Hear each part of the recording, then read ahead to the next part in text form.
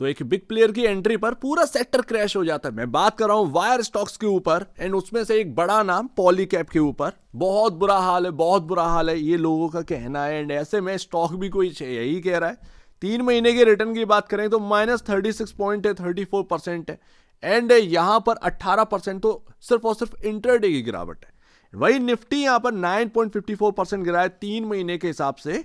And index के comparison ये stock ने बहुत ज्यादा यहां पर जो है निवेशकों को पैसा डुबाया है। एंड एक बड़ा नाम अल्ट्राटेक। अब देखिए ये आप जान चुके होंगे, बट मैं इसका इंपैक्ट बताता हूं। आप मुझसे पूछेंगे कि क्या इसका कोई इंपैक्ट आएगा। देखिए कंपनी के मालिक यानी कि बाकी जो वायर केबल्स वाले हैं कुछ भी कहते रहे कि इंपैक्ट नहीं आएगा, लेकिन इंपैक्ट आएगा। अल्ट्राटेक का नाम बहुत बड़ा है, अल्ट्राटेक का नाम बहुत बड़ा है, सही से सुनिएगा। उनका नेटवर्क बहुत बड़ा है, उनका नेटवर्क काफी स्टेबलिश है। एंड अगर उसमें ये वायर एंड केबल लेकर आएंगे तो कोई भी यहां पर उसे खरीदने से पीछे नहीं हटेगा। लेकिन क्या अल्ट्राटेक अगर वायर एंड केबल में उतर गया तो क्या लोग पॉलीकैब का या फिर केईआई इंडस्ट्रीज का वायर जो है वो बाई करना बंद कर देंगे? ऐसा नहीं है। अल्ट्राटेक को चाहने वाले जो उसे जानते हैं वो उसको बाई करेंगे। एंड यहां पर जो मार्केट शेयर छीनने की बात है, यस मार्केट शेयर थोड़ा सा छिनेगा, इन कंपनियों से थोड़ा सा छिनेगा। बट एक बात यहां पर मुझे याद आती है कि क्या पूरा इंडिया अभी तक डेवलप हो चुका है? कुछ भी डेवलपमेंट इतना ज्यादा नहीं हुआ है जितना कि हम सोच रहे हैं। हम क्या यूएस बन चुके हैं क्या, या चाइना बन चुके हैं? तो डेवलपमेंट बहुत ज्यादा होनी है। ऐसे में यहां पर हर एक के पास ग्रोथ के आसार जो है वो है, ऑप्शन सबके पास अवेलेबल है। मार्केट शेयर शायद छीने ना, बट मार्केट में जगह जरूर बना लेगा। एंड वापस से सारी चीजें वैसा का वैसी ही हो जाएंगी। ऐसा नहीं है कि अल्ट्राटेक के आने के बाद पॉलीकैब का बिकना बंद हो जाए, या केईआई इंडस्ट्रीज का या फिनोलेक्स केबल्स का यहाँ पर वायर एंड केबल बिकना बंद हो जाए। तो ऐसा कुछ नहीं होने वाला। अल्ट्राटेक आएगा, ये फील्ड बहुत बड़ी है, उसमें अपनी जगह बनाएगा। ऐसा नहीं है कि किसी को खत्म कर देगा। लेकिन हाँ, एक शॉर्ट टर्म में इंपैक्ट तो आएगा, जैसे कि एशियन पेंट में जिस तरीके से आ रहा है। शायद मार्जिन से खेल करना पड़ेगा। तो ये सारे फ्यूचर रिस्क हैं। अभी तो सिर्फ और सिर्फ अनाउंस हुआ है कि वो एंट्री कर रहे हैं, वाइल्ड कार्ड एंट्री है, मान लेते हैं इस बात को। लेकिन इसका मतलब ये नहीं है कि सब कुछ तबाह हो जाएगा, ऐसा नहीं है।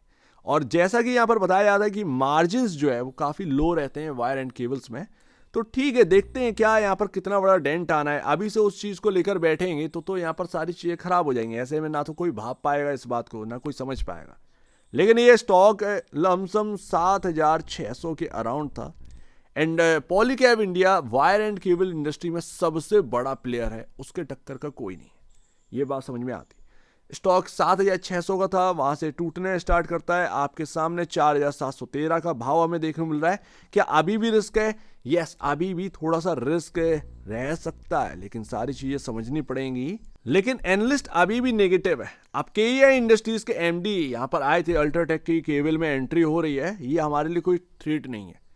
ध्यान रखिएगा, कभी कभार ये होता है कि कभी कभार जब बिग प्लेयर आता है ना, तो अपॉर्चुनिटीज भी बिग लेकर आता है कंपनियों के लिए। तो आगे आने वाले टाइम में मुझे नहीं लगता कि इंडिया का डेवलपमेंट रुकने वाला है। डेवलपमेंट के लिए बहुत ज्यादा यहाँ पर जो है ना नीड है। एंड सही मायने में देखें तो डेवलप तो हम है ही नहीं अभी तो हम उस तरफ बढ़ रहे हैं। तो अपॉर्चुनिटीज बहुत ज्यादा है इन वायर एंड केबल कंपनियों के पास। अभी ऐसा नहीं है, लेकिन हाँ, अल्ट्राटेक के पास जो नेटवर्क है वो काफी स्ट्रांग है। इन कंपनियों का भी नेटवर्क काफी स्ट्रांग है, इसीलिए तो आज इतनी बड़ी बन पाई है। लेकिन अल्ट्राटेक के पास बहुत कुछ है, इनसे भी ज्यादा थोड़ा सा। जैसे सीमेंट बेच रहे हैं, तो अगर आप सोचिए कि वही डिस्ट्रीब्यूटर्स अगर आप वायर केबल्स रखने लगेंगे तो ये तो सीधी सी बात है, समझ में आता है कि इम्पैक्ट पड़ना है। तो भले केईआई के जो एमडी है वो ये कह रहे हैं कि कोई थ्रेट नहीं है, बट कहीं ना कहीं शॉर्ट टर्म इम्पैक्ट पड़ेगा। एंड इसीलिए एनालिस्ट जो है वो नेगेटिव लेकर चल रहे हैं। एंड अभी तो पूरा मार्केट ही नेगेटिव है। अब जहां तक फाइनेंशियल इंडिकेटर्स की बात है, पी रेशियो 38.52 पर आ गया इस भारी गिरावट के बाद। 38.79 का इंडस्ट्री भी चल रहा है। बट मैं देखूंगा कि प्राइस टू बुक वैल्यू कितनी है, 7.82 टाइम। अब लीडर हो आप तो आपको इतना तो तवज्जो देना पड़ेगा, सिंपल सी बात है। लीडर कैसे हैं वो मैं आपको समझाता हूं। But price to book value के हिसाब से ये करेक्शन जो हुआ है वो काफी अच्छा है नए खरीदारों के लिए। न्यू बायर जो आ रहा है इन स्टॉक्स के अंदर, उनके लिए काफी फेवरेबल है। तो 12 ट्रेलिंग मंथ के हिसाब से पॉलीकैब का जो टोटल सेल्स बनती है वो 21,014 करोड़ रुपए की बनती है। केईआई इंडस्ट्रीज की बनती है 9,126 करोड़, वहीं फिनोलेक्स केबल की 5,125 करोड़ रुपए का, आरआर केबल 7,154 करोड़ रुपए का। ठीक है भैया, समझ में आ रही है बात। मैं अगर इन तीनों कंपनियों को ऐड कर दूंगा तब जाकर अकेला पॉलीकैब बनता है सेल्स के मामले में। वहीं अगर तीनों कंपनी का मैं अगर प्रॉफिटेबिलिटी को ऐड कर दूंगा तब भी मैं पॉलीकैब के बराबर नहीं आ पाता। तो इतना बड़ा प्रॉफिट का फिगर है, 1864 करोड़ रुपए का यहाँ पर जो है एक प्रॉफिटेबिलिटी का आंकड़ा है पूरे 12 ट्रिलियन मंथ के हिसाब से।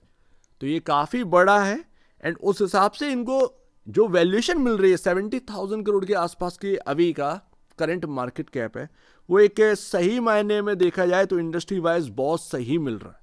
तो ऐसा नहीं है कि कोई बहुत ओवर वैल्यूड स्टॉक था।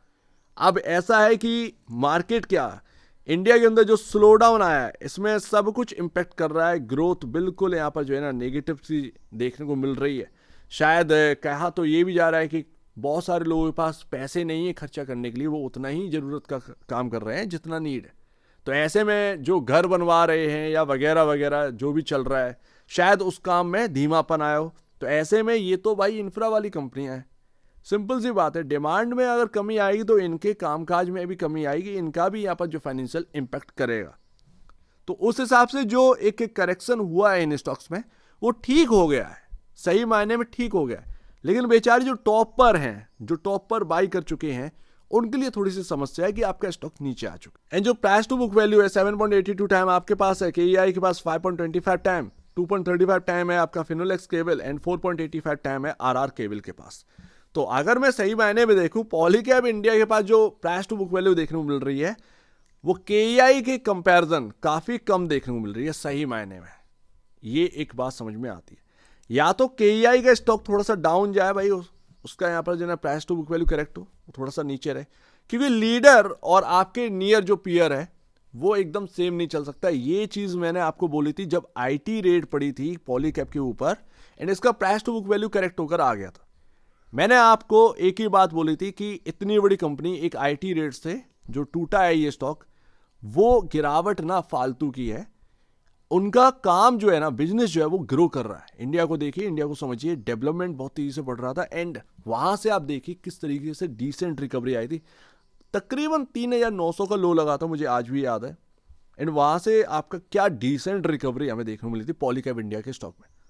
तो यही बात है ना, अभी सारी चीज़ें जो खराब हैं, डिमांड को देखिए, डिमांड इंडिया के अंदर टूट रही है, तो उसकी वजह से थोड़ा सा प्रॉब्लम है जो कि हमें देखने पड़ रही है। एंड उसके हिसाब से जो करेक्शन हुआ है इन स्टॉक्स के अंदर वो काफ़ी हेल्दी हुआ है।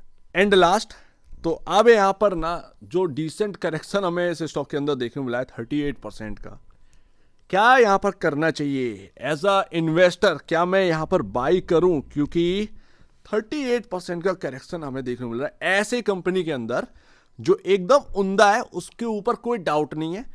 मेरे ख्याल से ये कंपनियां बेवकूफ़ नहीं है। आप इस बात को समझिए कि अल्ट्राटेक की एंट्री से इनका मार्केट शेयर चला जाए या फिर बना बनाया चीज़ सब कुछ बिगड़ जाए।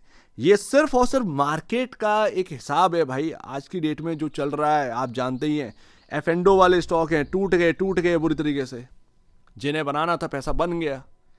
तो इस बात को भी समझा करिए। एज अ इन्वेस्टर मैं वेट करूंगा उसी जगह का जहां पर आईटी रेट आई, जो गिरावट हुई शायद वहां तक मेरे को मिल जाए।